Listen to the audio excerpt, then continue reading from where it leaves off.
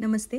आज आपण अतिशय पारंपरिक आणि सुरेख चवीला एकदम उत्कृष्ट अशी भाजी बनवणार आहोत आणि ती आहे सुक्या हरभऱ्याची भाजी. जेव्हा हरभऱ्याची भाजी भरपूर मिळते तेव्हा ही अशी कोवळी-कोवळी सकाळी खोडली जाते आणि मग तिला उन्हामध्ये वाळवून ही भाजी अशी सुकवून ठेवली जाते, जी आपल्याला वर्षभर वापरता येते. जेव्हा मार्केटमध्ये पालेभाजी मिळत नाही किंवा कमी यायला सुरुवात होते, त्यावेळी ही भाजी लगेच बनवू शकता आणि अतिशय रुचकर, अतिशय पौष्टिक अशी ही भाजी आहे. मिनरल्सनी परिपूर्ण आहे आणि बनवायलाही एकदम सोपी आहे. खूप झटपट होते. त्यासाठी इथे कच्चे शेंगदाणे आहेत, ते असे मोठे-मोठे खलबत्त्यामध्ये किंवा मिक्सरच्या भांड्यामध्ये बारीक करून घ्यायचे. आता याचा पूर्ण बारीक करायचं नाही आहे. आता याच खलबत्त्यामध्ये आपण या भाजीसाठी हिरवी मिरची वापरणार आहोत. तर 3 ते 4 हिरव्या मिरच्या, त्याच्यामध्ये 5-6 लसूण पाकळ्या आणि चेचण्यासाठी बारीक पटकन व्हावं म्हणून जाडं मीठ घातलेलं आहे. आता याचा थोडक्यात आपण ठेचा करून घेणार आहोत. तुमच्याकडे जर घरी बनवलेला ठेचा असेल तर तुम्ही तोही वापरू शकता, पण ताज्या मिरचीचा वास जरा भाजीला छान लागतो आणि भरपूर हिरवी मिरची असली की भाजी ही चवीला अतिशय सुंदर लागते. आता हे खलबत्त्यामध्ये कुटून घ्यायचं आहे. आता आपली बेसिक तयारी झालेली आहे. तर कढईमध्ये तेल गरम करायचं. याच्यामध्ये फोडणीला 1 चमचा मोहरी, 1 चमचा जिरे आणि थोडंसं हिंग घालायचं. ही भाजी जी आहे, ही भाजी अतिशय मिनरल्सनी परिपूर्ण आहे. याच्यामध्ये लोह आहे, कॅल्शियम आहे. आता या कढईमध्येच फोडणीला जिरे मोहरी तडतडल्यानंतर भरपूर असा बारीक चिरून कांदा घालायचा. कांदा पटकन भाजावा म्हणून नेहमीप्रमाणे अगदी थोडंसं कांद्याच्या पुरतं मीठ घालायचं आणि कांदा परतून घ्यायचा.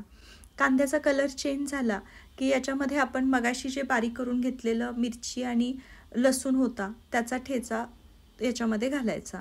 आता हेही व्यवस्थित परतून घ्यायचं आहे. लसणाचा कच्चा वास जाईपर्यंत आपण जी भाजी घेतलेली होती तर ती 1 वाटी सुकलेली हरभऱ्याची भाजी आहे. त्याच्यामध्ये 1 चमचा ज्वारीचं पीठ घालायचं. जर नसेल ज्वारीचं पीठ तर तांदळाची पिठी पण घालू शकता. आता हे व्यवस्थित मिश्रण करून घ्यायचं. आता आपला कांदाही भाजलेला आहे, तर याच्यामध्ये थोडीशी हळद घालायची आणि सुक्या खोबरं आणि थोडासा लसूण वाटून घेतलेलं माझ्याकडे वाटण आहे, तर ते मी इथे घातलेलं आहे. तुम्ही नुसतं सुकं खोबरंही खिसून जरासं चेचून घातलं तरीही चालू शकतं. आता ह्या मिश्रणामध्ये आपल्याला 1 ते 1.5 ग्लास पाणी घालायचं आहे. पाणी घातल्यानंतर हे व्यवस्थित हलवून सगळे मसाले एकसारखे करून घ्यायचे, पाण्यामध्ये शिजवून घ्यायचे नीट. आता याच्यामध्ये मीठ घातलेलं नाही, कारण आपण मगाशी मिरची बारीक करताना मीठ घातलेलं होतं भरपूर. जर तुम्ही तेव्हा घातलं नसेल तर तुमच्या अंदाजानुसार भाजीला मीठ घाला. आता बारीक केलेले शेंगदाणे होते ते याच्यामध्ये घाला.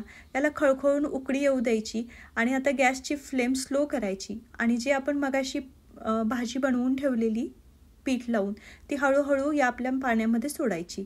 आता सतत हलवत राहायचं, जेणेकरून पिठाची गुठळी होता कामा नये.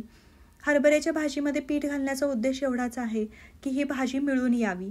जर तुम्हाला वाटलं भाजी पातळ होते तर तुम्ही एखादा चमचा पीठ अजून वाढवू शकता किंवा तुम्हाला वाटलं भाजी घट्ट झाली तर थोडंसं गरम पाणी घालून तुम्हाला हवं तेवढी सरबरीत ही भाजी बनवू शकता. ही सुकी ही भाजी छान लागते आणि अशी गरगट्यासारखी करून गरम गरम भाताबरोबर सर्व करायलाही छान लागते. आता पीठ कालवल्यानंतर पुन्हा एकदा उकळी येऊ द्यायची आणि 4 ते 5 मिनटं झाकण ठेवून स्लो गॅसवर ही भाजी शिजू द्यायची. ही भाजी पटकन शिजते. एकदा का शेंगदाणे शिजले आणि मग भाजी आपोआप मिळून येते. थोड्या वेळाने बघाल तर भाजीला एक विशिष्ट प्रकारचा खमंग असा वास सुटतो आणि ही भाजी खातानाच ती आपल्याला वास आणि टेस्ट समजते. अतिशय रुचकर परिपूर्ण अशी ही भाजी आहे. झिंक आहे, फायबर आहे, पोटॅशियम, आयर्ननी परिपूर्ण आहे. त्यामुळे तुम्ही भाताबरोबर खाऊ शकता किंवा गरमागरम भाकरीबरोबर खाऊ शकता. ह्या आपल्या ज्या जुन्या रेसिपीज आहेत त्या नक्कीच मध्ये ट्राय करा आणि रेसिपी आवडल्यास नक्कीच लाईक करा, सबस्क्राईब करा, इतरांबरोबर शेअर करा.